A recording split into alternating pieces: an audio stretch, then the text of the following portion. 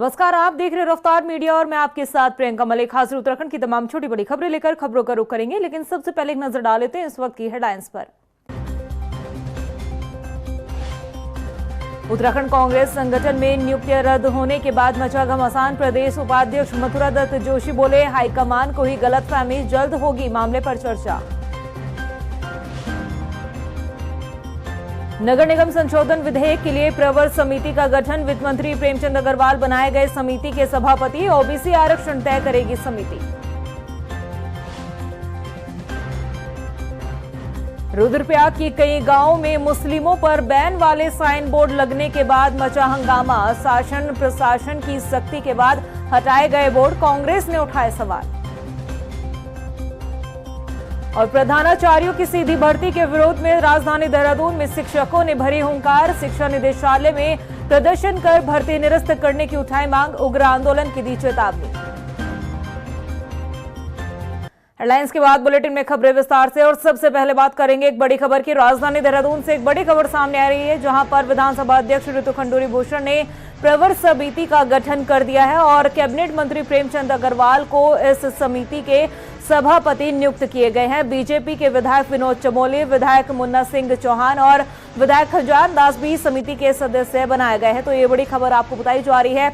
नगर निगम विधेयक का जो प्रवर समिति को सौंपा गया था, अब उस समिति का गठन किया गया है और जो कैबिनेट मंत्री प्रेमचंद अग्रवाल है, उनको समिति का सभापति नियुक्त किया गया है। इसके साथ ही कांग्रेस से विधायक ममता राकेश और हरीश धामी समिति के सदस्य रहेंगे। इसके साथ ही बीएसपी विधायक मोहम्मद शहजाद को भी सदस्य बनाया गया है। निकाय चुनाव में ओबीसी आरक्षण तय करने को लेकर प्रवर समिति का गठन किया गया है। आपको बता दें कि विधानसभा के मॉनसून सत्र के दौरान नगर निगम संशोधन विधेयक आया था। इस निकाय चुनाव में ओबीसी आरक्षण तय करने पर सवाल उठाए गए थे, जिसके बाद जो है ये विधेयक प्रवर समिति को सौंपा गया था और अब जाकर इस प्रवर समिति का गठन किया गया है, जिसके बाद उम्मीद लगाई जा रही है कि जल्द ही ओबीसी आरक्षण तय कर दिया जाएगा।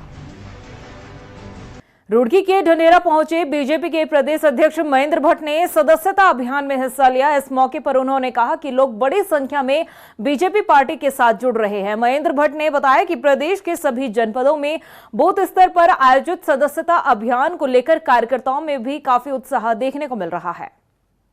हमारे कार्यक्रम की श्रृंखला का हिस्सा है, संगठन महापर्व चल रहा है और प्रदेश अध्यक्ष होने के नाते मैंने तय किया है कि मैं प्रत्येक जनपद के एक बूथ पर स्वयं जाऊंगा। आज मैं रुड़की ज़िले के बूथ क्रमांक 150 पर मैं पहुंचा हूं। यहां पर सस्ता अभियान को गति मिली है। मैंने बूथ के अध्यक्ष से, यहाँ की टीम से कहा है कि ऐसा कोई घर नहीं छूटना चाहिए जहां आप जाकर आग्रह करें। उत्तराखंड कांग्रेस संगठन में हुई नियुक्तियों पर प्रदेश प्रभारी कुमारी शैलजा ने तलवार चला दी है, जिससे कांग्रेस के प्रदेश अध्यक्ष करण महारा को एक बड़ा झटका लगा है। शैलजा कुमारी ने प्रदेश कांग्रेस अध्यक्ष करण महारा द्वारा की गई नियुक्तियों को रद्द कर दिया है। क्या है पूरा मामला, इस रिपोर्ट में देखिए।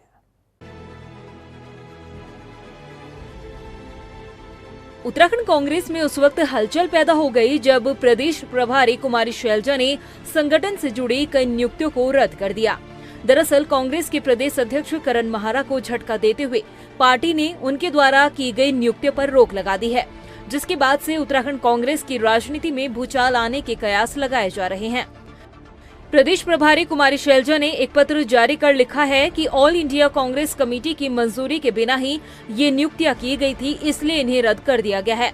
राजनीतिक गलियारों में इसे उत्तराखंड कांग्रेस की मनमानी पर ब्रेक के तौर पर देखा जा रहा है। वहीं इस मुद्दे पर कांग्रेस के प्रदेश उपाध्यक्ष मथुरा दत्त जोशी ने कहा कि प्रदेश प्रभारी से मुलाकात के बाद सब कुछ सामान्य हो जाएगा। कहीं पर कुछ गलतफहमी हुई है, जिसकी वजह से उन्होंने इन नियुक्तियों को रद्द करने का फैसला किया है। प्रभारी जी का पत्र आया है और उस पत्र का हम कार्रवाई भी कर रहे हैं और क्यों वो पत्र आया है उसमें पूरी गहन जांच करने के बाद अगर माननीय प्रभारी जी की कोई शंका होगी तो निश्चित रूप से उसका समाधान किया जाएगा। और जो भी नियुक्तियाँ हुई हैं वो पार्टी की ज़रूरत को देखते नियुक्तियाँ हुई हैं और पार्टी में प्रभारी को भी अधिकार है पत्र लिखने का। उन्होंने कोई चीज़ पूछी गई है, उन्होंने कोई चीज़ कार्रवाई की है तो निश्चित रूप से प्रभारी जी के आदेशों का पालन भी होगा और उनसे बातचीत करके समस्या का समाधान भी किया जाएगा। वहीं दूसरी तरफ कांग्रेस के इस फैसले पर बीजेपी ने चुटकी लेते हुए कहा कि कांग्रेस में तालमेल की कमी हमेशा से रही है और ये फैसला संगठन के लोगों को विश्वास में न लेकर एक तरफा लिया गया है। उन्होंने कहा कि निश्चित तौर पर जब इसकी शिकायत हुई होगी तब कांग्रेस हाईकमान ने इसे निरस्त किया होगा। इस तरीके की घटनाएं तभी घटित होती है जब आपसी तालमेल की कमी होती है। देखिए, इसका अर्थ ये है कि कांग्रेस के अंदर सर फुटबॉल चल रही है, तालमेल की कमी है, निर्णय संगठन के लोगों को विश्वास में न लेकर एक तरफा लिए गए हैं।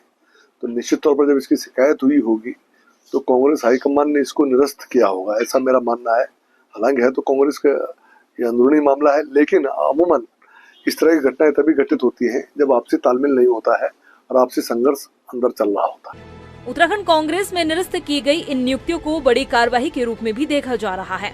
राजनीतिक हलकों में चर्चा ये भी है कि प्रदेश अध्यक्ष करण माहरा और प्रदेश प्रभारी कुमारी शैलजा के बीच अंदरूनी कलह की वजह से ही ये फैसला लिया गया है। अब ये बात अगर सच साबित होती है तो पार्टी को राज्य में अंदरूनी कलह का सामना करना पड़ सकता है। ऐसे में देखना दिलचस्प होगा कि पार्टी आलाकमान इस पर क्या कुछ रुख अपनाता है। रफ्तार मीडिया के लिए देहरादून से सुशांत सिंह की रिपोर्ट।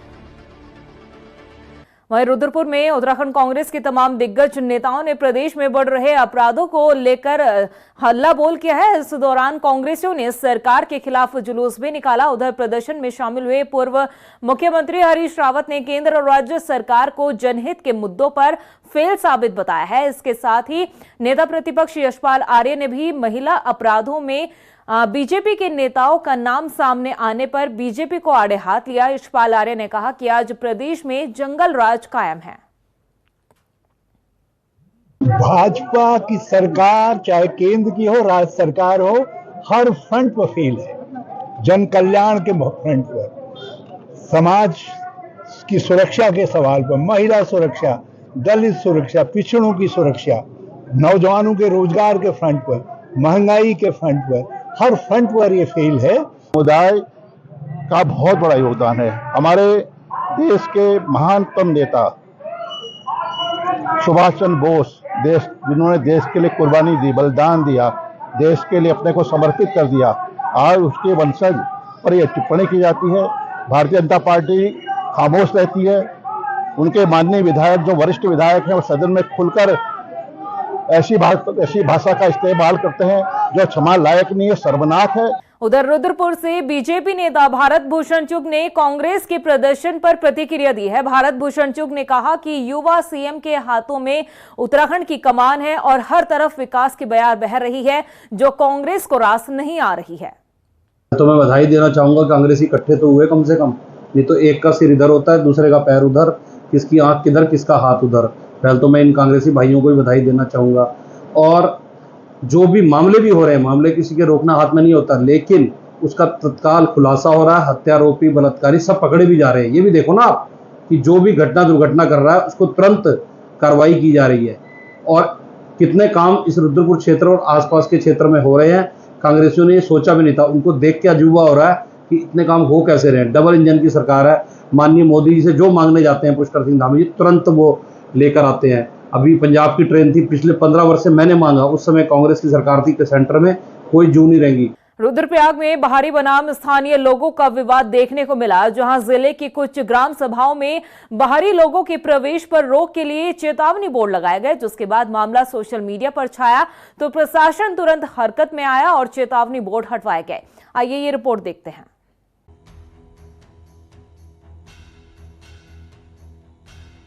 उत्तराखंड के रुद्रप्रयाग जिले के कई गांवों के प्रवेश द्वार पर लगाए गए चेतावनी बोर्ड का मामला सुर्खियों में आ गया है। दरअसल जिले के कुछ ग्राम सभाओं में ग्रामीणों ने बाहरी व्यक्तियों के प्रवेश पर रोक के लिए चेतावनी बोर्ड लगाए। देखते ही देखते ये मामला सुर्खियों में छाया और फिर सोशल मीडिया पर ये बोर्ड वायरल होने लगे, जिसके बाद प्रशासन हरकत में आया और सभी बोर्ड्स को हटवाया गया। चलिए आपको शुरुआत से पूरा मामला समझाते हैं। दरअसल राज्य में पिछले कुछ दिनों से महिला और नाबालिग लड़कियों के साथ छेड़छाड़ और दुष्कर्म के मामलों में इजाफा हुआ है। खासकर इन मामलों में बाहरी लोगों के शामिल होने की खबरें सामने आई। पहाड़ी क्षेत्रों के शांत माहौल को खौफजदा करने के खिलाफ ग्रामीणों में भारी आक्रोश के साथ एक डर का माहौल देखने को मिला। जिसके बाद रुद्रप्रयाग जिले के सिरसी, रविग्राम, खड़िया, नियांसू, गौरीकुंड के साथ ही तकरीबन 25 अन्य ग्राम सभाओं ने अपने गांव के बाहर बोर्ड लगवाए, जिसमें लिखा गैर हिंदू, रोहिंग्या मुसलमान और फेरी वालों का गांव में प्रवेश प्रतिबंध है। ग्रामीणों ने इन बोर्ड को लगाने के पीछे का उद्देश्य भी यही बताया कि गांव में चोरी, अपराध और अन्य तरह की घटनाओं को रोकने के उद्देश्य से ही ये बोर्ड लगाए गए। ये मुख्य उद्देश्य ये है कि हमारे गांव में क्या होता है कि हम सीजनली अपने घरों को छोड़ के जितने भी पुरुष होते हैं वो नीचे मार्केट में आ जाते हैं और गांव में सिर्फ महिलाएं रहती हैं। तो महिलाएं रहती हैं तो इस तरीके के बाहरी व्यक्ति जिनका सत्यापन नहीं है या जिनके पास कोई परिचय पत्र नहीं है, इस तरीके से लोग गांव में जाते हैं और गांव में गलत तरीके से महिलाओं को ठग के, और गांव में हमारे मंदिर होते हैं, मंदिरों में हमारे कभी भी ताले नहीं लगे होते हैं। किसी भी मंदिर में जो हमारे अपने मंदिर होते हैं, जो हमारे कुल देवता के मंदिर होते हैं, उनमें ताले नहीं होते हैं। और पूर्व में भी हमारे मंदिर में चोरी हुई है और ऐसे चोरी के कारण इस तरीके से ये बोर्ड लोग अपने सचेत होने के लिए अपने एक जागरूकता के माध्यम से ये बोर्ड लग रहे हैं। लेकिन बोर्ड लगने के बाद हंगामा मचा तो स्थानीय प्रशासन एक्शन में आया। प्रशासन की सख्ती के बाद ग्राम सभाओं ने बोर्ड से गैर हिंदू शब्द हटा दिया। हालांकि इसके बाद भी मामला सोशल मीडिया पर छाया रहा, जिसके बाद शासन प्रशासन ने तुरंत सख्त एक्शन लेते हुए सभी ग्राम सभाओं से ये बोर्ड पूरी तरह से हटा दिए। इतना ही नहीं, प्रशासन ने ग्रामीणों को फिर से ऐसा ना करने की भी चेतावनी दी है। कोई एक पोस्टर लगाने की बात संज्ञान में आई थी, लेकिन जो है वो अभी जो है ऐसा कोई निश्चित तौर पे उसमें वो नहीं आया है। तो इसमें जो है ऐसा जो पोस्टर वाली बात है तो उसमें सभी को जो है वो एक CLG बैठक लेकर जो है सभी को एक समन्वय बैठक की गई है और अगर कोई ऐसा माहौल बिगाड़ता है तो उसमें उचित धाराओं पे कार्रवाई भी की जाएगी। वहीं बीजेपी ने भी इस तरह के चेतावनी बोर्ड की निंदा की है। देखिए, समाज में हर तरह के लोग होते हैं। कुछ लोग इस तरह के प्रयास करते हैं कि वातावरण दूषित किया जाए, और लेकिन जहाँ तक क्षेत्र है उनका, देखिए कोई गांव का अधिकार तमाम जगह है कि गांव में, जैसे मैं स्वयं कहता हूँ कि आज जिस तरह से पहाड़ों में ज़मीनें बिक रही हैं, मैं लोगों को चेतावनी देता हूँ कि भैया इस तरह बाहर से लोगों को, जो बाहर के लोग आके ज़मीनें ले रहे हैं, यह संस्कृति के लिए भी खतरा है और पलायन इससे बढ़ने से कहीं ना कहीं उत्तराखंड की संस्कृति और सभ्यता भी इससे खतरे में पड़ेगी। तो बाहर का होना और किसी की जाति विशेष की बात करना, धर्म विशेष की बात करना, इसमें अंतर है। उधर इस मामले पर कांग्रेस का कहना है कि पर्यटन राज्य में इस तरह के साइन बोर्ड एक नकारात्मक संदेश देते हैं। इस मामले पर पुलिस को सख्त एक्शन लेना चाहिए। देखिए, पोस्टर आपने जो बात कही है वो हमारे संज्ञान में भी आई है। किसने लगाया, क्या लगाया, ये तो मामला पुलिस का मामला है, शासन का मामला है, प्रशासन का मामला है। शासन प्रशासन के लोग उसकी जांच करें और जो लोग इस तरह का पोस्टर लगा रहे हैं निश्चित रूप से उनके खिलाफ कार्रवाई होनी चाहिए। ये देश संविधान से चलता है और किसी की तानाशाही में, दादागिरी में ये देश नहीं चलेगा। जो संविधान सम्मत बात है उस बात को कहना चाहिए। उत्तराखंड की आबोहवा को शांत रखने के लिए पुलिस प्रशासन लगातार सख्त कदम उठा रहा है, लेकिन जिस तरह से रुद्रप्रयाग जिले में ये चेतावनी बोर्ड लगाए गए थे, जहां बाबा केदार के दर्शन के लिए लाखों श्रद्धालु पहुंचते हैं, ऐसी जगह पर ये चेतावनी बोर्ड वाकई एक नकारात्मक संदेश देने जैसा था। रुद्रप्रयाग से पहले उत्तरकाशी में भी इस तरह से साइन बोर्ड लगाए गए थे। इस तरह के चेतावनी बोर्ड से ज्यादा जरूरी है कानून व्यवस्था को और मजबूत करने में सहयोग करना और जागरूक रहना। रफ्तार मीडिया के लिए देहरादून से ब्यूरो रिपोर्ट। अल्मोड़ा में पौराणिक ऐतिहासिक नंदा देवी मेले का शुभारंभ हो चुका है। मेले के शुभारंभ के मौके पर केंद्रीय राज्य मंत्री अजय टमटा भी पहुंचे और इस मौके पर बड़ी संख्या में भी श्रद्धालु काफी नजर आए हैं। वहीं इस मौके पर केंद्रीय राज्य मंत्री अजय टमटा ने कहा कि मेले का विशेष महत्व है। उन्होंने बताया कि मां नंदा सुनंदा का आशीर्वाद लेने के लिए बड़ी संख्या में श्रद्धालु यहाँ पहुंचते हैं। मां नंदा देवी का यह मेला ऐतिहासिक है, सांस्कृतिक है। कुमाऊं की ये अल्मोड़ा राजधानी रही है, इसका अपने आप में बहुत पौराणिक समय से अपने आप में जो कुमाऊं की संस्कृति है, कुमाऊं का जो कल्चर है, कुमाऊं की परंपरागत शैली है, इस मेले के मार्गदर्शन से हम सबके पूर्वजों के माध्यम से हम तक पहुंचा है। देहरादून स्थित शिक्षा निदेशालय में प्रधानाचार्य की सीधी भर्ती के विरोध में राजकीय शिक्षक संघ के द्वारा धरना दिया गया। इस दौरान संगठन के प्रांतीय अध्यक्ष राम सिंह चौहान के साथ कई शिक्षक नेता मौजूद रहे। संगठन का कहना है कि प्रधानाचार्य की भर्ती जब तक निरस्त नहीं होती तब तक शिक्षकों का ये आंदोलन यूं ही जारी रहेगा। और क्या कुछ कहना है शिक्षकों का प्रधानाचार्य की सीधी भर्ती को लेकर, उनसे खास बातचीत की हमारे संवाददाता मनीष टंगवाल ने। प्रधानाचार्य की सीधी भर्ती के विरोध में राजकीय शिक्षक संगठन के द्वारा जो चरणबद्ध तरीके से आंदोलन चल रहा है, उसके तहत आज से शिक्षा निदेशालय में जो है वो शिक्षक बैठ गए हैं और प्रांतीय कार्यकारिणी के साथ जो मंडल कार्यकारिणी है उसका भी ये धरना है। राम सिंह भाई, किस तरीके से आप देखते हैं कि जो आर पार की लड़ाई लड़ने के मूड में आपने ऐलान किया है, आज से आप शिक्षा निदेशालय में धरने पर बैठे हैं, आगे क्या कुछ रणनीति अब आगे रहने वाली है? रणनीति हमने लगभग पूरी बना रखी है और उस सरकार को भी अवगत करा दिया था, विभाग और शासन को भी अवगत करा दिया था। और हमारी जो केवल एक पंक्ति का प्रस्ताव है कि सभी, चाहे वो प्रवक्ता हों, चाहे हेडमास्टर हों, चाहे प्रधानाचार्य हों, सभी पे 100% पदोन्नति की जाए और जो ये सीधी भर्ती है इसे निरस्त कर दिया जाए। इसके अलावा फिलहाल हमारी कोई मांग नहीं है और अगर कोई न्याय सम्मत समझौता हमारे साथ नहीं किया जाता है या स्पष्ट कोई लिखित आदेश इसे निरस्त करने का नहीं दिया जाता है तो हमारा कल से यहाँ पे कर्मिक अनशन होगा, जिनमें हमारे जनपदों की प्रतिभागिता रहेगी। और अगर वो भी वहाँ तक भी अगर कोई बात नहीं बनती है तो 14 तारीख से यहाँ पर हमारा आमरण अनशन किया जाएगा और वो तब तक गतिमान रहेगा जब तक हमारी बातों को नहीं मान लिया जाता है। लेकिन 29 सितंबर को जो प्रधानाचार्य की सीधी भर्ती का है वो पेपर होने जा रहा है और उसमें ऐसा नहीं कि कोई बाहर से जो है वो प्रतिभाग कर रहे हैं, उनमें शिक्षक ही जो है वो उन्होंने अप्लाई किया है। तो क्या आपको देखते हैं, क्या आप देख रहे हैं कि वास्तव में 29 सितंबर से पहले सरकार इस कोई निर्णय ले लेगी कि ताकि भर्ती ना हो पाए? और यदि अगर भर्ती के लिए परीक्षा होती है तो शिक्षक तो उसमें भी जाएंगे।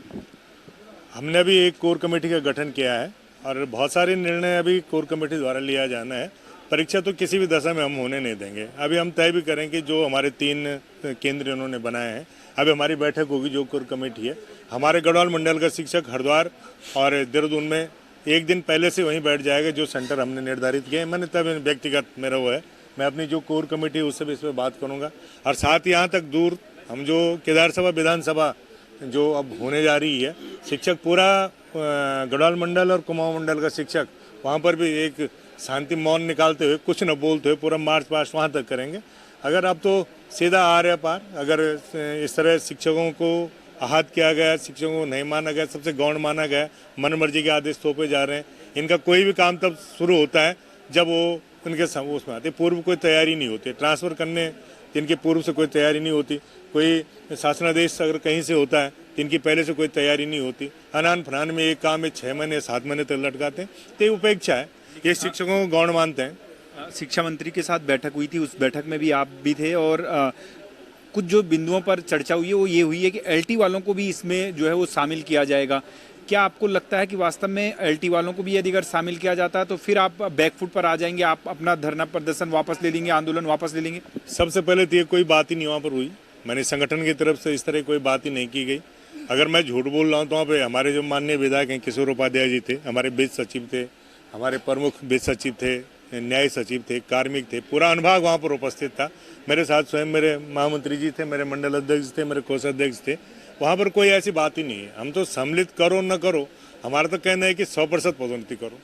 अब तुम सम्मिलित करो किसी, हमें कोई लेना देना नहीं है। हम सीधा एक लाइन का प्रस्ताव राज्य के शिक्षक संगठन उत्तराखंड का है कि 100% प्रधानाचार्य पदों पर पदोन्नति करो। और हमने रास्ता उन्हें बता दिया है कि 2016 में भी यही स्थिति बनी थी। एक गैप की बात करें, 2016 में भी यहीं के सचिव थे। 2016 में मुख्यमंत्री, ठीक है मैं मानता हूँ वो कांग्रेस के थे, लेकिन वो भी चुने हुए प्रतिनिधि थे, सर्वमान्य प्रतिनिधि थे, उनके द्वारा निर्णय लिया गया है। हमारे उस समय सचिव रणवीर सिंह जी थे, मुख्य सचिव रणवीर सिंह जी थे। सेंथिल पांडियन जैसा बहुत ईमानदार सचिव हमारा था। कुंवर जी जैसे क्या ईमानदार निदेशक थे। तो जब उस समूह निर्णय हो सकता है, आज क्यों नहीं लिया जा सकता है? आपका कहना मतलब ये है कि प्रधानाचार्य की सीधी भर्ती कभी होगी नहीं, या आप लोगों की ये डिमांड है सीधी भर्ती का, आप हमेशा विरोध करेंगे? और यदि अगर विरोध करेंगे तो ये पहले क्यों नहीं, क्योंकि नियमावली बनकर सब तैयार हो गई उस समय क्यों? क्योंकि शिक्षा मंत्री ये बात कह रहे हैं कि ये शिक्षकों के बीच से ही आई कि सीधी भर्ती की जाए। अब शिक्षा मंत्री जी कह रहे हैं, मैं कह नहीं सकता, और मैं बीते हुए कल पे नहीं जा सकता हूँ, क्योंकि मैं तो उस समय न तो अध्यक्ष न मंत्री था, एक सामान्य सदस्य राजकीय शिक्षक संगठन का था। अगर किसी ने गलती कर दी तो उस गलती की भूल को सुधारा जा सकता है, हम उस गलती को भूल सुधारें। मैं व्यक्तिगत तौर पे कह रहा हूं कि मैं जब तक अध्यक्ष रहूंगा मैं कतई और किसी भी दशा में इस भर्ती को नहीं होने दूंगा, ये मेरा। आपसे जानना चाहूँगा, क्या आपको लगता है कि वास्तव में आप लोग भी नहीं चाहते हैं कि जो प्रधानाचार्य हैं वो सभी इंटर कॉलेजों में पहुंचे ताकि शैक्षणिक माहौल जो है वो सुधर सके? क्योंकि सरकार ये तर्क दे रही है कि प्रधानाचार्य की सीधी भर्ती इसलिए की जा रही है क्योंकि बड़े तादाद में जो स्कूलों में प्रधानाचार्य के पद खाली है।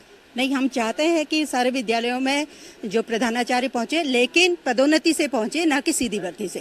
क्योंकि आज 32 साल का या 33 साल सर्विस पूरा कर देने के पश्चात एक टीचर केवल LT या प्रवक्ता बन के रह गया है, उसे पदोन्नति का कोई अवसर नहीं मिला है, जबकि ये चीज़ें पहले पदोन्नति से इन सीटों को भरा जाता था, ना कि सीधी भर्ती से। तो हम पूरी तरीके से इस सीधी भर्ती के विरोध में हैं, और जब तक ये पूर्ण तरीके से निरस्त नहीं होती हम आंदोलनरत रहेंगे। आपको क्या कुछ लगता है, क्या आपको लगता है कि वास्तव में भर्ती निरस्त करेगी सरकार? बिल्कुल निरस्त करेगी। आज तक इतिहास में 3-3 पदोन्नति सभी विभागों में दी जाती है, और हमारा शिक्षा विभाग है जिसमें LT से शिक्षक 35 साल में 40 साल में रिटायर हो जा रहा है, एक भी पदोन्नति नहीं दी गई है। तो निश्चित हमारा विभाग, हमारा शासन इसको नष्ट करेगा और हमें 100% पदोन्नति देगा।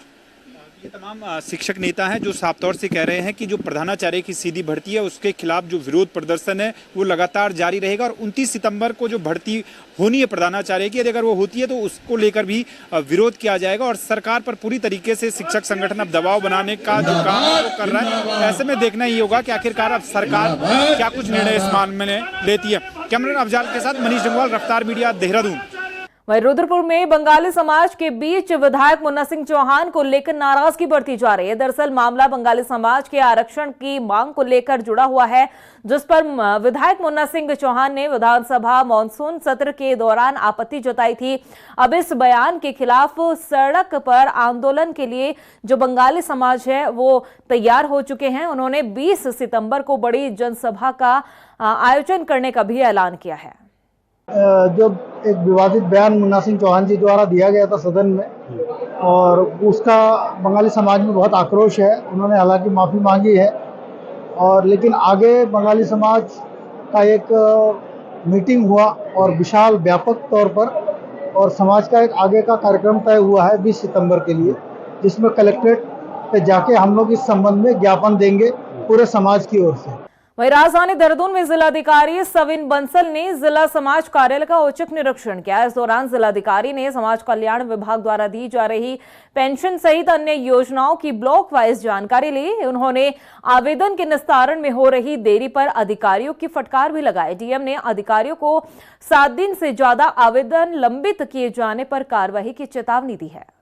देखिए, इंस्पेक्शन का पर्पस फॉल्ट फाइंडिंग नहीं है, निट पिकिंग नहीं है। सिर्फ इतना है कि हमारे जो ऑफिशियल्स हैं और जो हमारे कर्मचारी हैं वो सेंसिटाइज रहें पब्लिक ग्रीवेंसीज को लेके, और जो हमको पब्लिक सर्विस डिलीवर करनी है उसमें किसी भी तरह की डिले ना हो, उसमें कोई बॉटलनेक्स आ रहे हैं तो वो हम दूर करें। हालांकि जब आज वहाँ पे निरीक्षण किया गया तो हमारा पूरा जो विधवा पेंशन, विकलांग पेंशन, एल्डरली पेंशन वो ऑनलाइन हो चुके हैं। डिस्पाइट बीइंग ऑनलाइन जो पेंडेंसी पाई गई वो 18 दिन की 17 दिन की पेंडेंसी ऑफिस में पाई गई थी। तो उसके लिए हमने उनको निर्देशित किया है कि नेक्स्ट टाइम ऑनवर्ड्स ये पेंडेंसी 7 दिन से ज़्यादा नहीं दिखनी चाहिए। वहीं देहरादून शहर की सफाई व्यवस्था की जिम्मेदारी संभालने वाली तीनों एजेंसियों को जिलाधिकारी ने सख्त चेतावनी दी है। जिलाधिकारी ने एजेंसियों को 45 दिन की मोहलत देते हुए कहा कि अगर कूड़ा निस्तारण में तेजी नहीं आई तो सभी एजेंसियों का लाइसेंस जो है वो निरस्त कर दिया जाएगा। आपको बता दें कि 3 agency eco waste management, water grace, sunrise कूड़ा उठान का कार्य कर रही है, और इन सभी एजेंसियों को अब चेतावनी दी गई है। जब हमने रिव्यू किया है सफाई व्यवस्था का तो उसमें ये पाया गया है कि जो हमारी प्राइवेट एजेंसीज इन्वॉल्व हैं, जो आउटसोर्सिंग एजेंसीज हैं सफाई व्यवस्था में, उन पे एनफोर्समेंट को स्टर्न करने की आवश्यकता है, सख्त करने की आवश्यकता है। उनके कॉन्ट्रैक्ट एग्रीमेंट के क्लॉजेज ठीक से मैनेज नहीं हो पा रहे थे और as per their contract agreement उनको रूट टनेज, जो हमारी वेट टनेज है, और रूट कवरेज, ये 2 क्राइटेरिया पे उनको हमने 45 दिन की मोहलत दी है। हर एक 15 दिन में ये 2 क्राइटेरिया उनके रिव्यू किए जाएंगे। अगर इनमें हमको इंक्रीजिंग ट्रेंड दिखता है तब तो we will maintain those agencies. अगर उसमें डिक्रीजिंग ट्रेंड दिख रहा है कि उनकी गाड़ियाँ कम राउंड्स कर रही हैं और वो जो सॉलिड वेस्ट है वो भी कम उठा रही हैं, हमको ट्रेंड से पता लग जाएगा, वो हमारे पास कंप्यूटराइज मैकेनिज्म है, तो उनको नोटिस जाएंगे। इसके साथ ही एसएसपी मणिकांत मिश्रा नशे पर अंकुश लगाने के लिए नया प्लान तैयार कर रहे हैं। इस प्लान के तहत पुलिस नशा तस्करी और सप्लायर की गिरफ्तारी के बाद अब उनकी संपत्ति को जब्त करेगी जो उन्होंने नशे के कारोबार से जुटाई है। इतना ही नहीं, पुलिस महिला अपराधों पर लगाम लगाने के लिए सभी आरोपियों पर भी सख्त एक्शन लिया जाएगा। आपको बता दें कि साइबर अपराध पर लगाम लगाने पर भी एसएसपी ने जोर दिया है।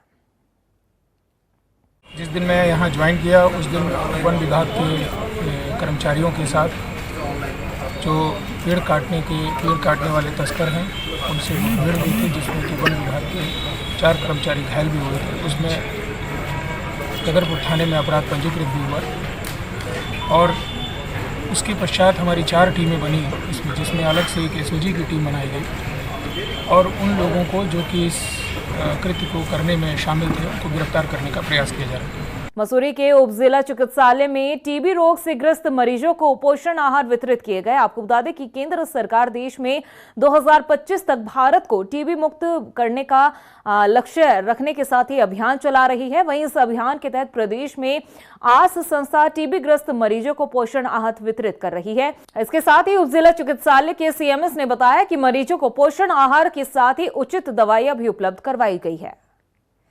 प्रदेश की खबरों में इतना ही, फिर हाजिर होंगे कुछ खास खबरों के साथ। तब तक के लिए मुझे दे इजाजत, लेकिन जाने से पहले एक नजर हेडलाइंस पर। नमस्कार। उत्तराखंड कांग्रेस संगठन में नियुक्तियां रद्द होने के बाद मचा घमासान। प्रदेश उपाध्यक्ष मथुरा दत्त जोशी बोले, हाईकमान को ही गलतफहमी, जल्द होगी मामले पर चर्चा। नगर निगम संशोधन विधेयक के लिए प्रवर समिति का गठन, वित्त मंत्री प्रेमचंद अग्रवाल बनाए गए समिति के सभापति। ओबीसी आरक्षण तय करेगी समिति। रुद्रप्रयाग की कई गांवों में मुस्लिमों पर बैन वाले साइन बोर्ड लगने के बाद मचा हंगामा। शासन प्रशासन की सख्ती के बाद हटाए गए बोर्ड, कांग्रेस ने उठाए सवाल। और प्रधानाचार्यों की सीधी भर्ती के विरोध में राजधानी देहरादून में शिक्षकों ने भरी हुंकार। शिक्षा निदेशालय में प्रदर्शन कर भर्ती निरस्त करने की उठाई मांग, उग्र आंदोलन की दी चेतावनी।